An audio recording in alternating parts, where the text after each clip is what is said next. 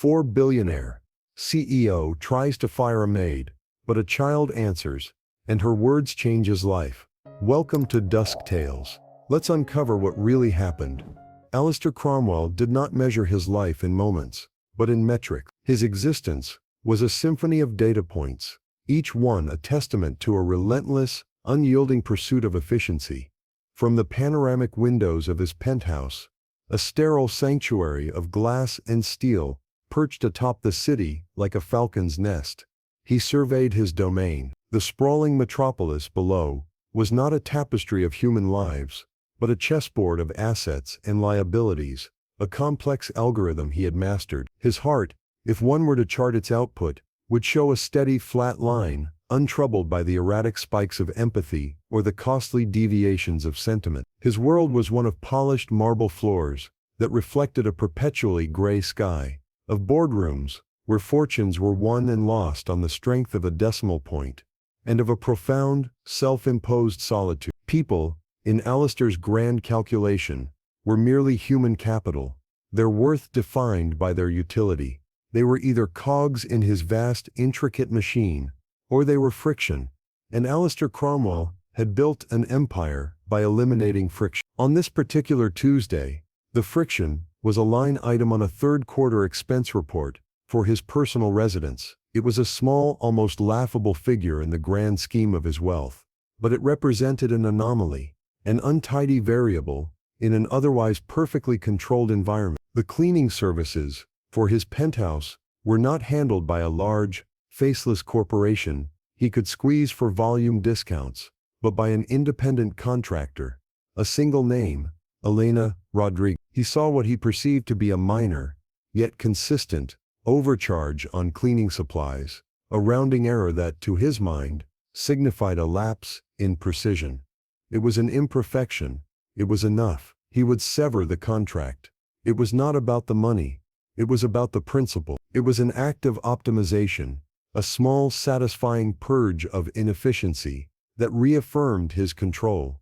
The world was a chaotic sea of human error, but in his castle of glass, order would reign supreme. The decision solidified in his mind, as cold and hard as the granite countertops in his kitchen. To fire this woman, Elena Rodriguez, was not an emotional act. It was a logical one. It was the same detached reasoning he applied to shuttering an underperforming factory or divesting from a volatile sentiment was the enemy of progress, a luxury he had discarded decades ago, along with frayed school sweaters and faded photographs. He remembered his father, a man of soft hands and softer smiles, who had lost his small business by being too kind, by extending credit to those who could not pay, by treating his employees like family instead of personnel. Alistair had learned from that failure, forging his father's gentle nature into a weapon of ruthless pragmatism. Kindness was a currency with no market value. He buzzed his assistant, a woman whose name he sometimes forgot, but whose efficiency was impeccable. Get me the contact number for the penthouse cleaner, the independent. A pause. Yes, I'll handle it myself. He could have delegated it, of course. A sterile email, a curt message relayed through a subordinate. But there was a grim satisfaction in these small personal executions. It kept him sharp, reminded him of the foundational principles upon which his empire was built. Direct action, zero tolerance for imperfection, absolute accountability. It was a microdose of the dominance that fueled his macro success. He imagined the conversation, a brief, professional termination, perhaps a few stammered protests, a plea he would cut short with a decisive, final word. It would be clean, quick, and final. A loose thread snipped from the immaculate fabric of his life. The number appeared on his console. He stared at it for a moment, the sequence of digits representing a person he had never seen, a life he had never considered. She was a ghost who polished his floors and erased his footprints. And now he would erase her. He picked up the phone, the receiver cold against his ear, and dialed. The phone rang 3 times, each electronic chirp echoing in the cavernous silence of his living room. He expected a tentative, slightly weary female voice, the voice of someone who cleans up after others for a living. He had already composed his opening sentence, a direct and unambiguous statement of intent. But the voice that answered was not what he expected. It was small, clear, and high-pitched, like the chime of a tiny silver bell. "Hello?" Alistair was momentarily thrown. He glanced at the number on his screen, confirming he had dialed correctly. "I'm calling for Elena Rodriguez," he said, his tone clipped, betraying a flicker of annoyance at this unexpected complication. "Is she available?" There was a slight shuffle on the other end of the line, the sound of the phone being adjusted in a small hand. "This is her daughter, Lily," the little voice replied, enunciating each word with careful precision. "Mommy's resting right now, her hands hurt." The words landed in the sterile air of Alistair's penthouse. With an odd weight, "her hands hurt." It was a simple, childish statement, yet it pierced through his carefully constructed wall of detachment. It was a detail too human, too intimate for a business transaction. He had been prepared for excuses, for pleas, but not for this raw, unvarnished glimpse into a stranger's life, delivered by her child. A surge of irritation followed. This was inefficient. He needed to speak to the employee, not her progeny. "Could you please wake her?" he asked, a hard edge returning to his voice. "It's important." There was a pause, and for a second, Alistair thought the child might cry. But when she spoke again, her voice was not tearful, but earnest and strangely protective. "The doctor said she needs to let them sleep," the child said softly, "so they can get better for tomorrow." Alistair Cromwell was a man who ended conversations. He did not prolong them. He was a master of the curt dismissal, the final verdict. Yet, he remained on the line, a silent statue of glass and steel, listening to the soft breathing of a child he did not know. Against every instinct that had guided his adult life, he did not hang up. He found himself asking a question he had no business asking, a question entirely irrelevant to the quarterly expense report. Why do her hands hurt? The child, Lily, seemed to accept the question as perfectly normal. There was no suspicion in her voice, only a daughter's simple, factual account. "Because she scrubs the big castle," she said. Alistair frowned. "The big castle," he repeated, the words feeling foreign and absurd on his tongue. "You know," the child said, with a hint of gentle exasperation, as if explaining something obvious to a slow adult. "The glass castle in the clouds, where you live. Mommy says she has to make all the glass and all the floors shine like diamonds, so the man who lives there feels like a king." The phrase hung in the air, between them. The glass castle. He looked around his home, at the floor-to-ceiling windows displaying the city like a conquered territory, at the gleaming, empty surfaces, at the cold, minimalist furniture. It was a fortress of wealth and power. But he had never thought of it as a castle. To him it was an asset. To this child, it was a fairy tale. "She says it's the biggest house in the world," Lily continued, her voice filled with a mixture of awe and pride. "And she has to make it perfect, so she gets queen hands. That's what I call them. They get red and sore from making everything beautiful." The line went quiet again, but this time the silence was different. It was not his silence of dominance, but a silence of profound, unsettling resonance. The image of queen hands, sore, red, and worn from labor, collided violently with his own pristine, untouched hands that signed checks and terminated contracts. The call ended without a resolution. Alistair mumbled something about calling back later and disconnected, the small, clear voice of the child still echoing in the hollow chambers of his penthouse. He had not fired Elena Rodriguez. The line item on the spreadsheet remained, for now, unresolved. But a different, more complex variable had been introduced into his equation, one that could not be easily calculated or dismissed. The glass castle, queen hands. The phrases circled in his mind, unsettling the neat, orderly columns of his thought. He walked over to the vast window, looking down at the city lights beginning to twinkle in the encroaching dusk. For the first time the view did not fill him with a sense of power, but with a strange and unfamiliar emptiness. His home, his fortress, had been given a new name by a child he'd never met, a name that imbued it with a lonely, desolate romance he had never perceived. He saw his own reflection superimposed over the sprawling city, a ghostly figure in a transparent cage. He had built this castle to isolate himself, to rise above the messy, unpredictable world of human connection. Now a 7-year-old's words had made him feel like its sole prisoner. A flicker of doubt, a foreign and unwelcome emotion, began to smolder within him. He had built his life on the foundation of absolute certainty, on the belief that he saw the world exactly as it was. But what if his perspective was the one that was limited? What if in his relentless focus on the metrics, he had missed the meaning? Shaking his head as if to dislodge the lingering echo of Lily's voice, he returned to his desk. He pulled up Elena Rodriguez's file again. It contained nothing more than her name, her contact number, and her billing information. A ghost in the machine. He buzzed his assistant. "I need more information on Elena Rodriguez," he said, his voice lower than usual. "Everything you can find." Discreetly. This was a departure from protocol. This was an inefficiency. He was spending time and resources on a trivial matter. But the seed of curiosity, planted by a child's innocent words, had taken root, and he felt a strange compulsion to see what it might grow. The file arrived the next morning, a slim manila folder placed silently on his desk by his ever-efficient assistant. It felt heavier in his hands than its meager thickness would suggest. Alistair opened it, a part of him bracing for something that might justify his initial ruthless impulse. He found nothing of the sort.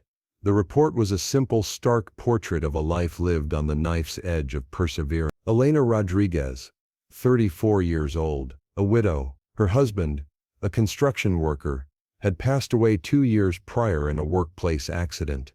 She was the sole guardian of her 7-year-old daughter, Lil. They lived in a small 2-bedroom apartment in a neighborhood he only ever flew over in his helicopter, a dense grid of brick and asphalt that was, to him, just a patch of low-value real estate. The report detailed her work schedule. She held 3 separate cleaning jobs, his penthouse being the most lucrative, but also the most demanding. She worked 7 days a week, piecing together a life for herself and her child, from the crumbs of the city's affluence. There were no complaints on her record, no demerits, no security flags, only commendations for her meticulousness and reliability. Then, Alistair saw the note he had been dreading, the detail that dismantled his entire premise for the phone call. His assistant had investigated the perceived overcharge on supplies. It was not an overcharge at all. It was a small international transaction fee for a specialized eco-friendly marble polish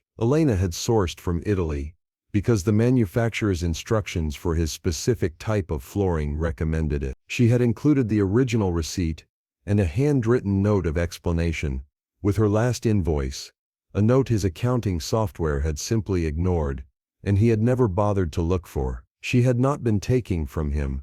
She had been taking extra care of his home at her own inconvenience. A cold wave of something he vaguely recognized as shame washed over him. He, Alistair Cromwell, a titan of industry who prided himself on data and precision, had been wrong. His entire justification, the very foundation of his intended action, was built on a fiction of his own careless arrogance. He had been ready to sever a woman's livelihood based on an error that was entirely his own.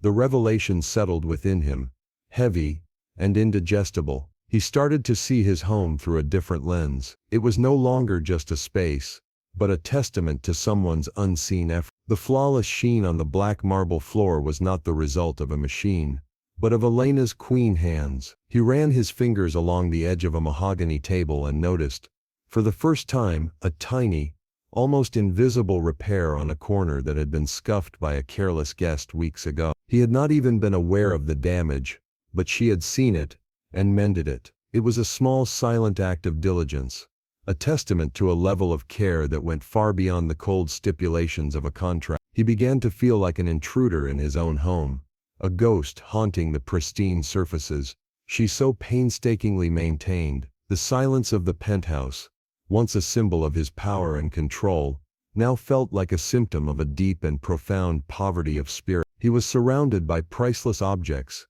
yet the space was devoid of life, of warmth, of the simple, human connections that Lily's voice had so effortlessly conveyed. Looking out the window, the city below began to transform. He no longer saw a grid of economic zones and traffic patterns. He saw a sprawling ecosystem of millions of individual lives, each one a universe of its own struggles and triumphs, loves and losses. He saw millions of Elenas, working silently in the background, the invisible scaffolding that held up the glittering facade of the world he inhabited. They were the ones who polished the glass of his castle, yet he had never once considered their existence beyond their function. Lily's words returned to him, not as an accusation, but as a simple, undeniable truth. She makes it shine so the man who lives there feels like a king. He had the crown, the castle, the kingdom, but the feeling of being worthy of it all, had never been there. He was a king ruling over an empire of empty rooms. The disquiet in his soul was growing, evolving from a simple pang of shame into a deep, existential ache. He had built his life on a flawed blueprint, and the cracks were beginning to show. He knew he could not simply let it go. Sending a check, issuing a bonus through his accounting department. It felt hollow, a cowardly penance. It was the kind of solution the old Alistair would have employed, reducing a human situation back to a transaction. But the man who had spoken to Lily was no longer entirely the man he had been a day before. A new unfamiliar impulse was guiding him, the need for a genuine connection, for an action that was as real and tangible as the work Elena did with her own two hands. He had to meet them, but arriving at their apartment in his chauffeured limousine felt monstrous, an obscene display of the very power and distance that was the root of the problem. He couldn't be the king of the glass castle descending from his tower. He needed to meet them on human ground. He instructed his assistant to research community initiatives, charitable foundations, and public parks in Elena's neighborhood. He told her he was exploring philanthropic opportunities, a statement that was technically true, though the philanthropy he was considering was of a deeply personal, unprecedented kind. He found his opportunity a small city park, with a well-regarded after-school program. It was a place Lily might go. He dressed not in his bespoke suit and silk tie but in simple trousers and a cashmere sweater, clothing that still cost more than Elena's monthly rent, but was for him the equivalent of sackcloth. He drove himself, the powerful sports car feeling absurd and out of place as he navigated the narrow, bustling streets of a part of the city he had never set foot in. He found the park. It was a vibrant splash of green, amidst a landscape of weathered brick, filled with the sounds of children's laughter and shouts of joy. And there, sitting on a bench under the dappled shade of an old oak tree, was a woman gently massaging her hands, as she watched a little girl with bright inquisitive eyes chase a flurry of pigeons. It was them. He saw the quiet, unbreakable bond between mother and daughter, a universe of love and shared resilience, contained in a single peaceful moment. It was a type of wealth he had never known how to acquire. He watched them for a long time, a silent observer on the periphery of their world. He saw Elena wince slightly as she flexed her fingers, the physical cost of her labor made real. He saw Lily run back to her mother, holding up a dandelion, her face beaming with the simple, unadulterated joy of a child. They shared a small snack from a worn-out lunchbox, their conversation punctuated by easy smiles and gentle touches. It was a scene of such profound, unassuming beauty that it made the opulence of his own life feel garish and obscene. Gathering a breath that felt strangely thin in his lungs, he began to walk towards them. His heart, the organ he treated as a mere pump, was beating with an unfamiliar, nervous rhythm. He felt more apprehension approaching this park bench than he ever did entering a billion-dollar negotiation. He stopped a few feet away, and Lily looked up, her eyes wide and curious, unafraid. "Hello," he said, his voice softer than he intended. Elena looked up, a flicker of polite caution in her eyes, the default expression of a woman accustomed to navigating the world with care. "Hello," she replied, her voice gentle but weary. Alistair's gaze went to the little girl. "You must be Lily," he said. Lily nodded, a shy smile gracing her lips. "I know you," she said, pointing a small finger at him. "You're the man from the phone. You have a sad voice." Elena's eyes widened in confusion and dawning alarm, looking from her daughter to this stranger. Alistair felt his composure crumble under the child's innocent, piercing observation. A sad voice. He had never thought about the sound of his own voice, only its authority. Lily, oblivious to the tension, held up a piece of paper she had been drawing on. It was a crayon sketch of a tall, shimmering tower, with a figure at the very top, looking out. At the bottom, another figure with a bucket and mop was looking up, smiling. "See?" she said. "It's my mommy, cleaning the glass castle.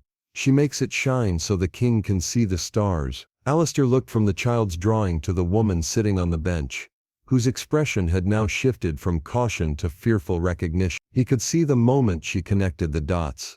The phone call, the strange man, the mention of the glass castle. Her face paled, the fear of a single mother whose entire livelihood depended on the whims of the powerful tightening her features. She started to gather their things, a protective arm pulling Lily closer. "I'm so sorry, sir," she began, her voice trembling slightly. "She shouldn't have bothered you." "I don't know what she said." Alistair held up a hand, not in a gesture of command, but in a She said, "The truth," he said, his voice thick with an emotion he couldn't name. He knelt, bringing himself down to Lily's eye level, an act of submission that felt more natural than anything he had done in years. "Lily," he said, looking at the girl, but speaking to her mother, "my name is Alistair.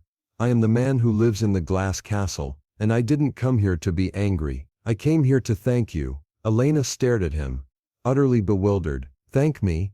she whispered.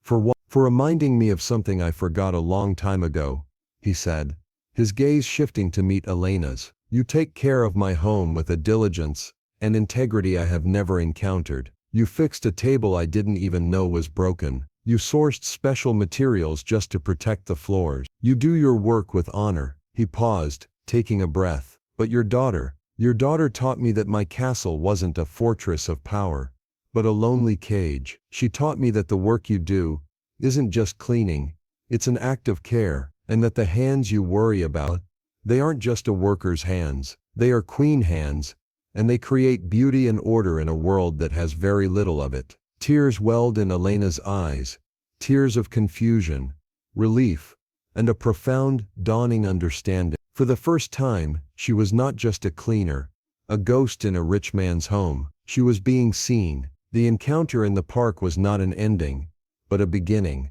Alistair did not just offer Elena a raise or a bonus. That afternoon, as he drove back to his glass castle, he realized that true change was not about a single act of charity, but about restructuring the very foundation of his world. He had spent his life eliminating friction, but he now understood that friction, the messy, inefficient, beautiful friction of human connection, was the only thing that generated warmth. Back in his office, he did not look at spreadsheets. He looked out the window, and for the first time he saw the city not as a map of his assets, but as a constellation of human stories. The following week, he announced the creation of a new corporate entity, a non-profit arm of his global enterprise. He called it the Queen's Hands Foundation. Its mission was simple and direct: to provide comprehensive educational grants, healthcare support, and family assistance for all the service workers within his vast corporate ecosystem: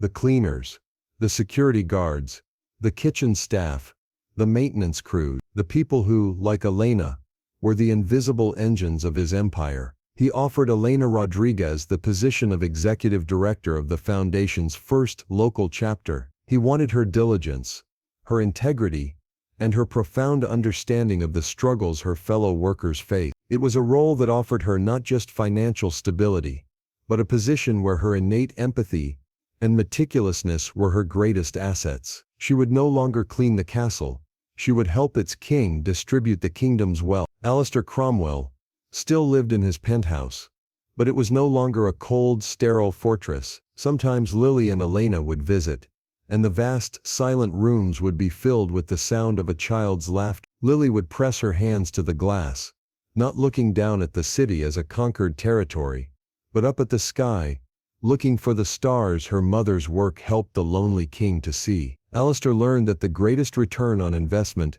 doesn't appear on a balance sheet. It is found in the quiet dignity of a job well done, in the humbling wisdom of a child, and in the profound realization that the only way to truly measure one's wealth is by the richness you add to the lives of others. The king was finally learning how to live in his castle, not as a ruler, but as a guardian, forever indebted to the queen who had taught him how to see.